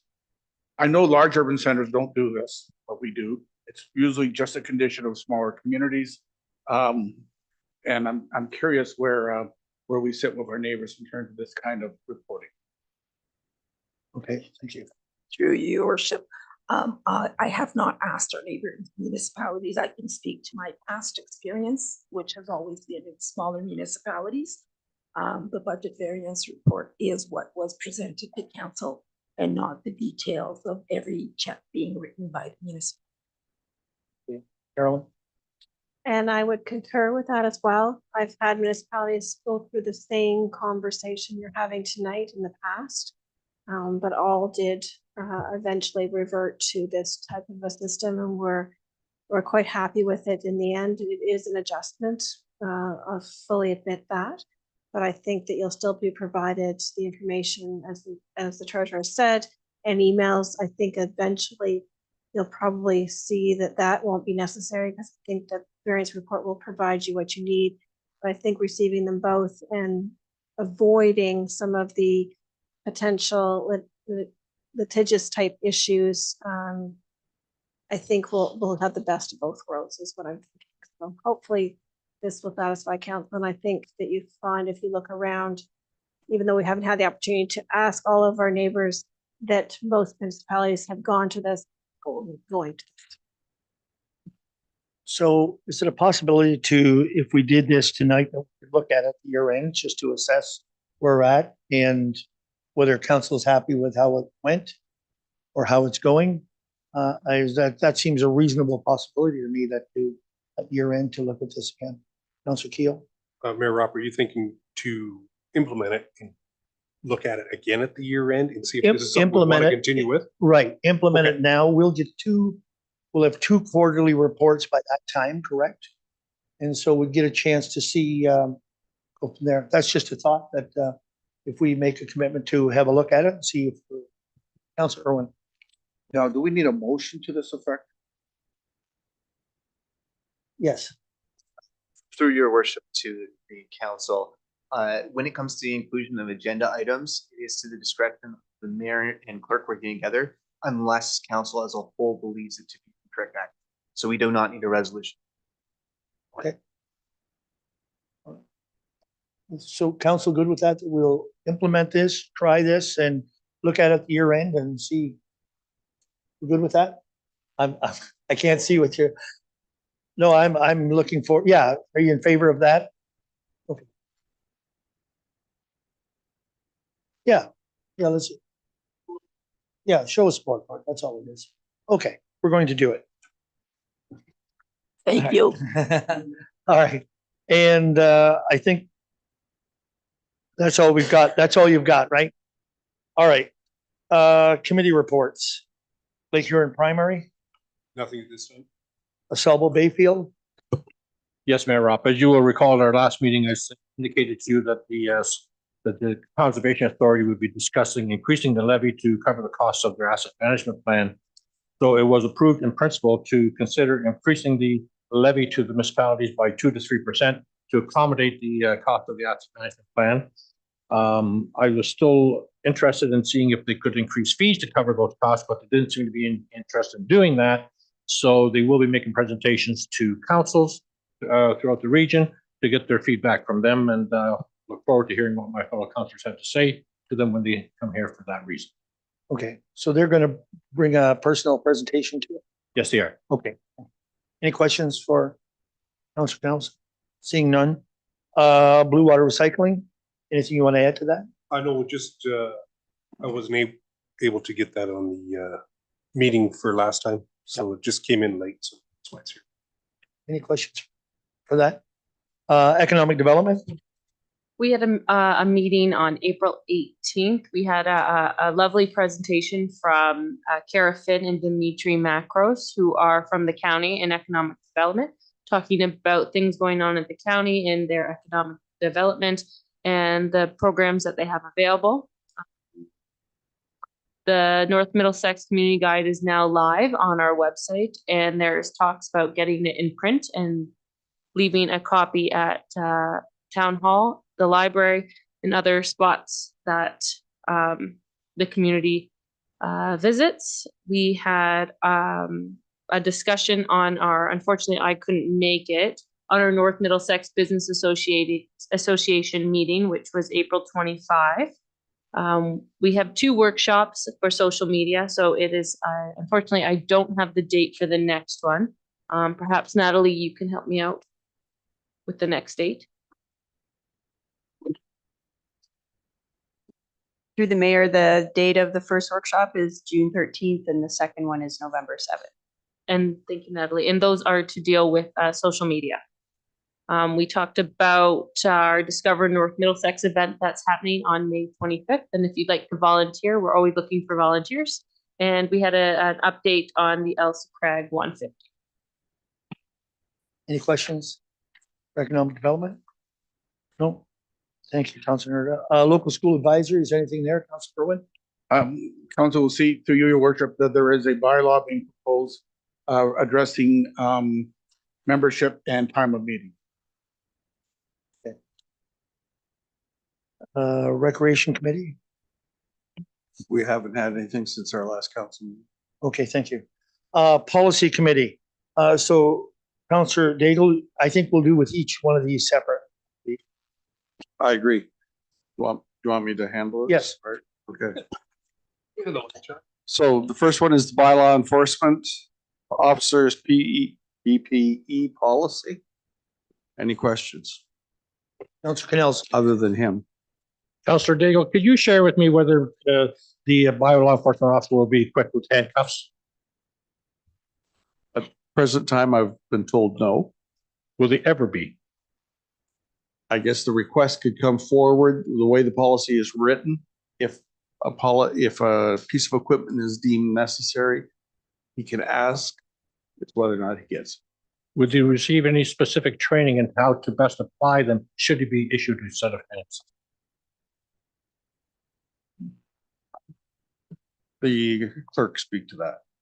Thank you. And through your worship, if enforcement mechanisms were to be brought into the bylaw enforcement team or service team, as we like to call them, then appropriate training would be provided if any form of restraint mechanisms were to be actually used.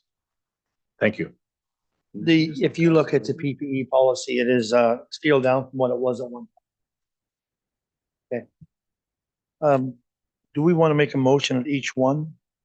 I think so. I think we better, don't you? Making the motion to pass that policy. Seconded by Councilor Nerda. All in favor? Carried. Thank you. The second policy is the wastewater servicing capacity allocation policy, and I'm going to pass that over to you, Jaden. Thank you, Councilor Daigle, and through the mayor. So the wastewater servicing capacity allocation policy, the purpose of this policy is to provide council and the municipality with a framework and guideline for the allocation of wastewater servicing capacity. The municipality's wastewater treatment facilities have limited capacity available for allocation to new development. So these capacities must be regularly monitored to ensure that development approvals do not exceed capacity at any point in time. It's the municipality's intention that we manage the wastewater capacity in a sustainable and logical manner. Therefore, this policy has been created as a means of establishing the process for monitoring and allocating capacity. In order to accomplish this objective, council will review development applications to determine allocation by using the criteria developed in the policy to set out the annual allocations of wastewater servicing capacity. The policy recommends allocating a maximum of the equivalent of 100 single detached homes per wastewater system. So that'd be for the Park Hill system and for the Elsa Craig Nairn system. 100 per year and a maximum of 60 units per development project. I did recirculate the policy, which did have some minor amendments within it, following a review from our legal. And there were some more revisions made within the sample agreements that's appended to the policy. So with that legal review now completed, the current motion is for acceptance in principle pending the legal review, but with that now completed, I would suggest to council that that council consider amending the motion for approval of the policy.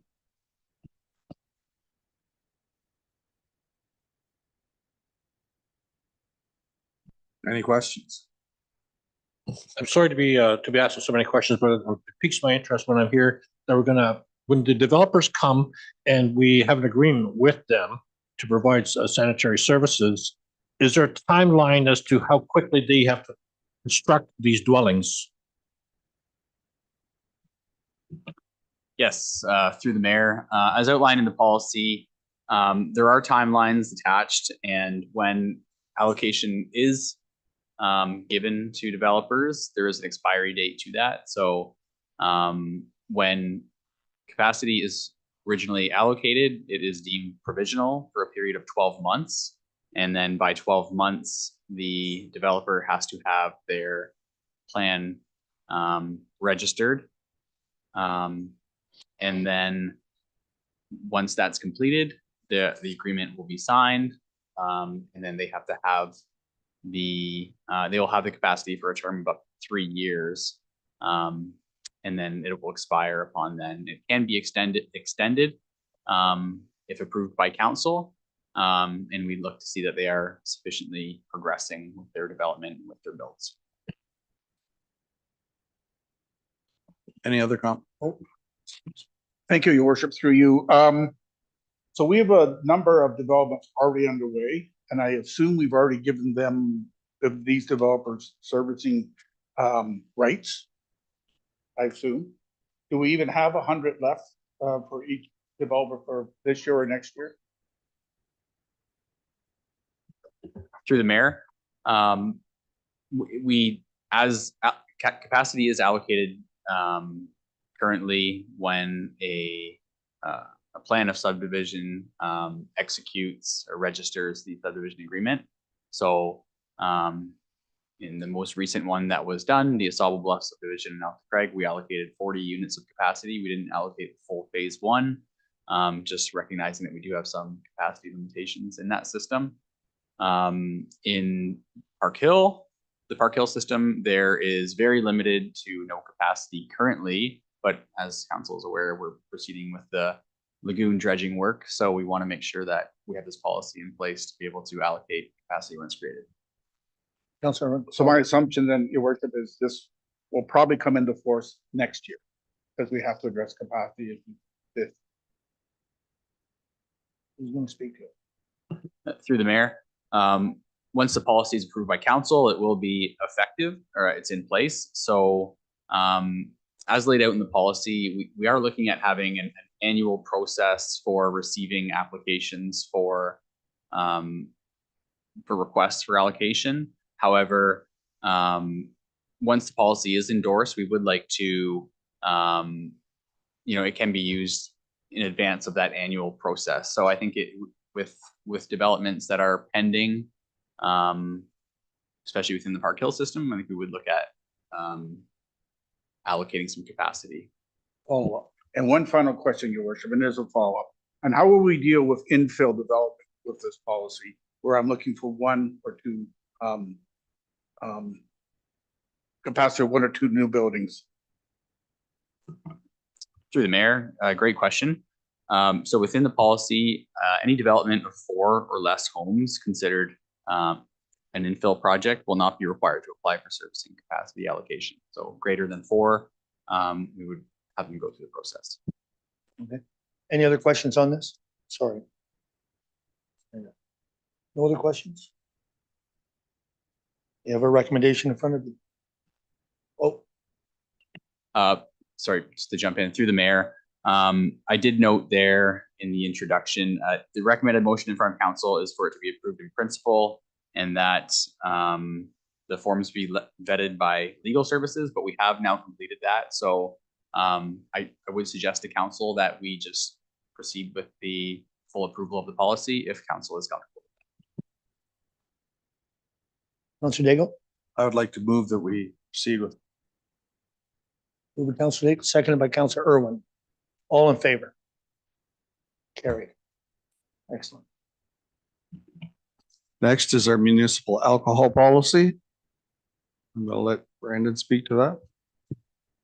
Mayor Roth, members of council, this municipal alcohol policy update came from a couple members in the community who are part of service clubs. Some of our language in there since the updated provincial legislation on the liquor license laws wasn't matching. And it was making it a little bit more difficult for them to run bars in our community. This is a major profit maker for them so that they can put funds back in the community. Ultimately, the policy before you has a few minor changes. Food being available is no longer a requirement under the Liquor License Act. They no longer need to be double fenced, and the requirements for ticket sellers to have their smart serve has been removed. That was in consultation with the AGCO, and that was the major issue going forward for our service clubs, because trying to find smart serve members was becoming difficult for them. One update that was made from policy committee to bringing it before council, discussion with the clerk, was to make sure that minors are prohibited at stag and doe events. The previous language indicated that there would be certain exemptions if somebody was running a game, if somebody was driving. We've decided that they are just prohibited from entering stag and doe. Thank you. That was a talking point that we had. I'm just comment to that we had at the committee was the sort of one, and you weren't able to attend that one. Are there any other questions? Councilor Irwin. Not necessarily a question, your worship, through you, I would appreciate in future when we bring forward a policy that we're updating from an existing policy, we highlight the changes so that we can easily identify what's new, and would help us as councilors. Some of us haven't got the tenure on this body as others, and we might need that additional information. And not just the community service, any policy, whether it's updates in future. I would like to see that if council, I think members of council agree. Thank you. Any other questions on this policy? Prepared to move that we endorse it. Councilor, you're gonna move it to Councilor Nerda? Councilor Ellison, all in favor? Carry. The next one is our R-zone policy. I think it's an overdue policy, but I'm gonna let back to Brandon. So Mayor Ott, members of council, the R-zone policy is a policy that has been adopted across many municipalities throughout Ontario. In essence, the policy is about respect to yourself, respect to others, and responsibility for your actions. It outlines what we deem inappropriate behavior throughout any facilities, any municipal grounds, whether it be at a baseball game, whether it be in our municipal office here, and any municipal properties where somebody is in violation of behaviors that are outlined throughout the policy. It gives us a tool in order to serve a punishment to that individual in terms of a ban from the facility. Starts off at outlines based on what the offense is, but some offenses are 30 days, some are immediate 3 months, some are, potentially until further notice. It does give staff, like I said, the tools to basically say, here's what we expect from our user groups. Here's what we expect from residents entering our facilities in terms of respect. And then, shall you not follow these rules? Here's the outline of the punishments. Again, it is fairly common throughout municipalities. We're one of the late adopters, I would say, on this. It was started in the city of Markham, and then it's just been taken on from there, municipality to municipality, in order to just try and get people to be respectful.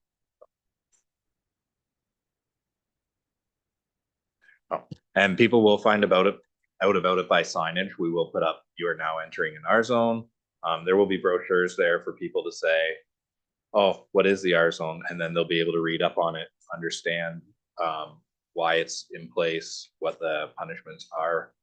And then the other thing is, a lot of first offenses will be just, an educational letter to say, you know what, you were in violation of the R zone. Here's what the R zone is. Here's all the information you need. In future, you shall be subject to. Any questions? Is that a recommendation in front of us? Moved by Deputy Mayor Hodgins, seconded by Councilor Keel. All in favor?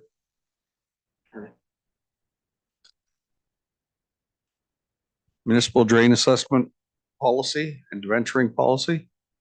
You'll find it under upcoming policies. If you touch on that flip, you'll get to items for this. And this is, I'm going to leave it to the treasurer to discuss. I will do my best. So the purpose, and you will notice, Councillor Irwin, you do have a copy of the track changes in one of those, the attachments for those changes.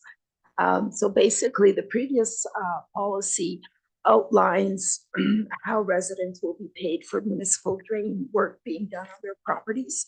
And the previous policy said up to below $500, they would have this amount of time to pay the invoice. If they did not meet the deadline, they would be transferred to the property tax account. Basically, we are changing that. The major reason being that through our new accounting software, the municipal drain invoices are automatically done through property taxes account. So it's already included on their property tax. The residents will still get a separate invoice for the municipal drain works being done on their property. They will still have 30 days to pay those invoices. And if they're not paid, they're already on their property tax account, and they will be subject to the penalties and interest as anybody else's unpaid property taxes. It also outlines the possibility and the process if a resident would like to debenture their municipal drain invoice, what the process.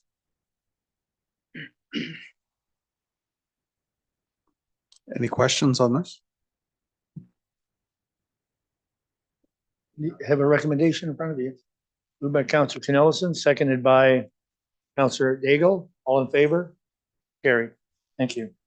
That's the last policy. You do have some upcoming coming forward soon. Fire Committee. We have a meeting on May 7th. Okay, I think I've sent my condolences on that one. Budget Committee, nothing there. Community Development, I don't think there's anything there. Aqua, Middlesex County OPP. Yes, thank you, Your Worship. Just made a phone call to Middlesex Center today to see if there was any update and how soon we could get together.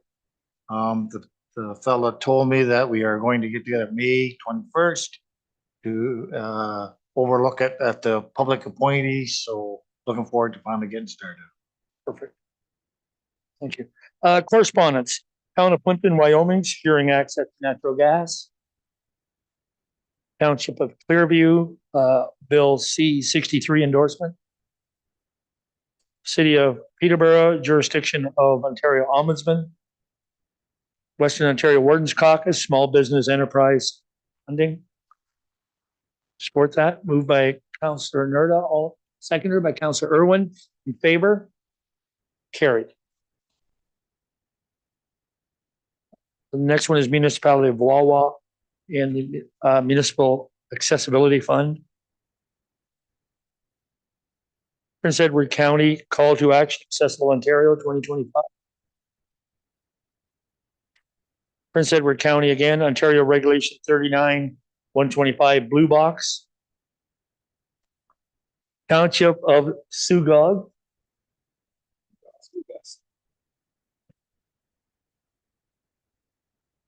Close. Look in the Bible. I am. I'm looking at the agenda. That's not the Bible, man. Amendment to Ontario Heritage Act. Nobody's even going to support it after all that. Middlesex County General Hospital Foundation. Thank you. Councilor Irwin. Your Worship, and I'm not sure this is the opinion of fellow councilors, but it is my opinion. I am very disappointed in Middlesex, Strathroy Middlesex General Hospital with the closing of the maternity ward. And I don't know if council wants to express that. If not, I will express it personally. Unless you've got some additional information. Are you suggesting that we would send a letter, have a letter drafted to send to with I'm expressing our disappointment? Well, I'm disappointed. I don't know if the No. rest of council is disappointed in that or not, but I No, think but that's I'm a saying- major downfall for our, But I don't think it should happen for me personally. I think it should go. but then I If would that's- like to if move that. Council, you're if I making a can. motion of that as a seconder? All kinds of seconds. Council Nerda. In favor. And we'll work on the wording of that, okay? But I don't disagree with you at all. Yes. So Council Cornelison suggested that we send it to neighboring municipalities, which I think is a wonderful idea. Yeah. Sounds good. Okay. Other and urgent business. I did hear there was a couple of items, Council Nelson, then Council Keel. Thank you, Mayor Rob. I guess my question is perhaps directed towards the Director of Infrastructure, and that is, I had a call the other day from a very irate ratepayer. Why Sylvan Road is not designated as a half load limit? And I know that I brought it up at council prior to your employment here a couple of times, and nothing has materialized from it. Is there a reason that it cannot be designated as half load limit? Through the mayor, good question. So we do have a bylaw for implementing half load limit seasons. A part of that bylaw is to have signage up to that effect. So my understanding is that we don't have the proper signage up to implement half load season. However, we do have plans to implement that for our paved roads such as Sylvan Road, McGuire Road, those other ones for the next half load season.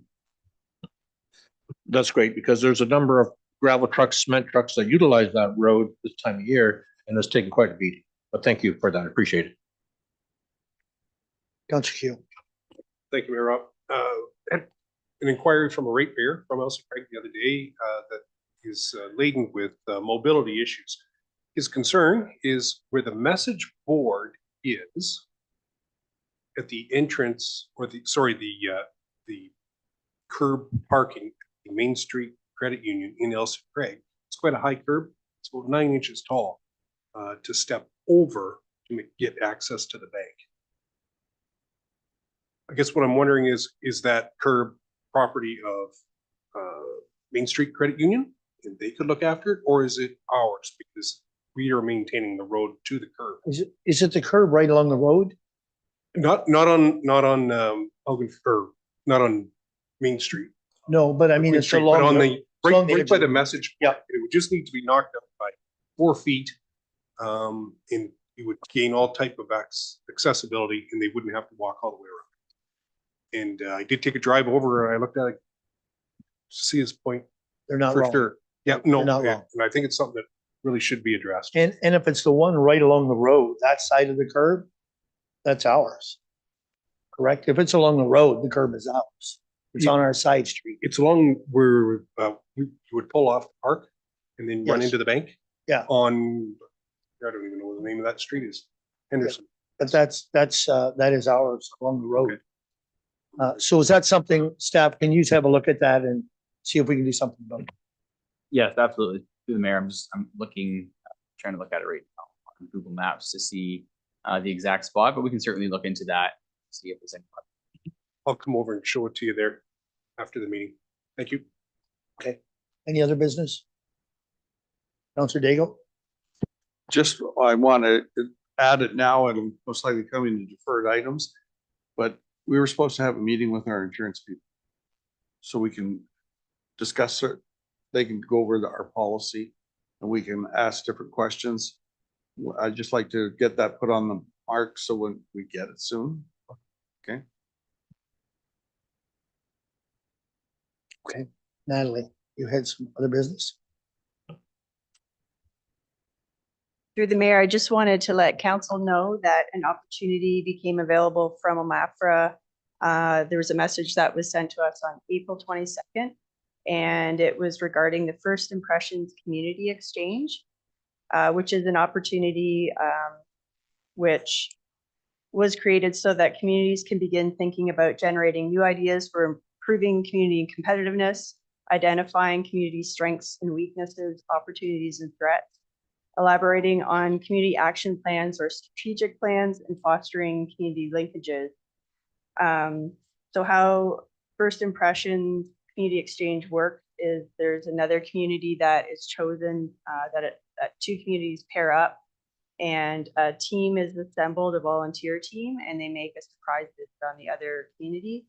And they go through and kind of assess the different strengths and weaknesses of the community and make suggestions. I think it sounds like an excellent opportunity for us. The pairing community is West Perth, and they have a number of similarities with us, including their kinds of downtown cores and their key economic driver being agriculture. They are hoping to have the activity occur in spring or summer, which is just around the corner. So in lieu of the timing of that, I wasn't able to get a report in on time for the deadline. I just wanted to make you aware that I have submitted an application just so that we get it in on time. And once we hear back, then I can create a report to council and let everyone know what's come of that. So I think West Perth is a better comparator. We did this once before and it wasn't a very good comparator. Councilor Canellison, I think you were part of that. Yes, it was. Thank you, Mayor Rob. We did this once before and our comparator was Chatsworth, which is, I think, more into the logging industry than agriculture, you know? And it really wasn't a good comparable. On the other hand, though, what happened at that time, Mayor Rob, as you'll recall, is that the economic development people went there and it was very enlightening that way. And then they came here to Alpha Craig and Parkview as well. And then we had reports and comparisons. It was very interesting. It was a good thing to do. I would encourage anyone to go. Yeah, and I'd also just like to add through the mayor, like since we are doing our economic development strategy update, it's really good timing for us because it will just be extra information, and having that objective information come from another community will be perfect timing for us. So Okay. Any other business? Seeing none, deferred items. I just want to speak on, yeah, go ahead, on 13.1. Your worship, I will have a report at the next council meeting. Okay, so we could take that off of our deferred, that was what I was getting at. You've been working on some things and talking to some people, so I think we could take it off. And I've got a draft report that went out to our potential partners already. Okay, So I'm going to share that with council with some feedback. thank you. Okay, you're going to share that before the next meeting, that feedback, that what you I will sent share out. it at the next meeting. Okay, perfect, thank you. The other ones I know staff's working on the others. Communication, including county council. The next county council meeting, I believe, has been canceled. Sure, it must have been a light agenda, that's why. Reading of the bylaws. Thank you, Worship. And through you, that bylaws 0370 of 2024, 039 of 24, 040 of 2024, 041, 2024, 042 of 2024, and 043 of 2024 be read first and second time. Deputy Mayor Hodgins, Councilor Nerda, all in favor?